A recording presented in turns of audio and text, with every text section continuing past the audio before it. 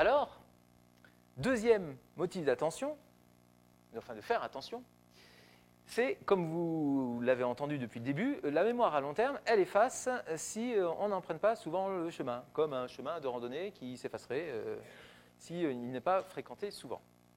Alors vous allez me dire, oui, mais alors comment faire pour que le cerveau garde le plus longtemps possible une information?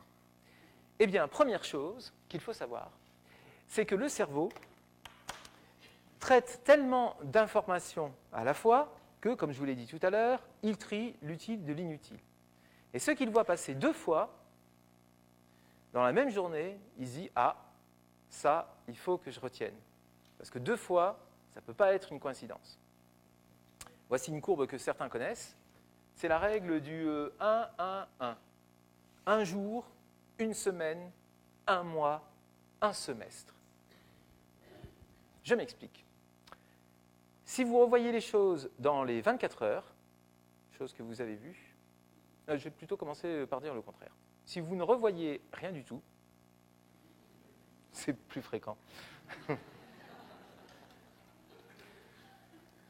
Au bout de 24 heures, vous ne conservez plus que 25% de ce que vous avez vécu, lu, entendu. Au bout d'une semaine, vous n'êtes plus qu'à 7 ou 8%. Au bout d'un mois, vous êtes à 2 ou 3%. Par contre, si vous avez la bonne idée de revoir, et pas forcément de manière très approfondie, de revoir dans les 24 heures la même connaissance, votre cerveau dit « Ok », comme pour le cerveau du chat, « J'ai compris, ça fait 2 fois que tu me présentes cette connaissance, je la considère donc comme utile, donc je ne vais pas l'effacer, en tout cas pas tout de suite, je te la garde en mémoire à long terme pendant une semaine. » Si au bout d'une semaine, vous ne vous en êtes toujours pas servi, la courbe de l'oubli reprend. Si vous avez la bonne idée de relire au bout d'une semaine, cette fois-ci, le cerveau dit « Ok, n'insiste pas, j'ai pigé, ça fait 3 fois que tu me le dis, donc je vais te le garder plus longtemps cette fois, promis, 1 mois. » Et là, ça va intéresser les élèves de l'enseignement supérieur. Si vous avez la bonne chance, ou si vous êtes obligé, par une méthode quelconque, de revoir les choses au bout d'1 mois, alors là, vous êtes tranquille pendant 6 mois.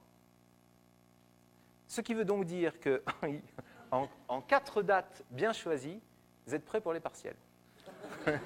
Conclusion, quand on dit aux élèves, bon ben voilà, vous comprenez pourquoi il est utile de réviser, ils disent, ah ouais, je comprends, mais je ne le ferai pas vraiment. Ou alors peut-être une fois.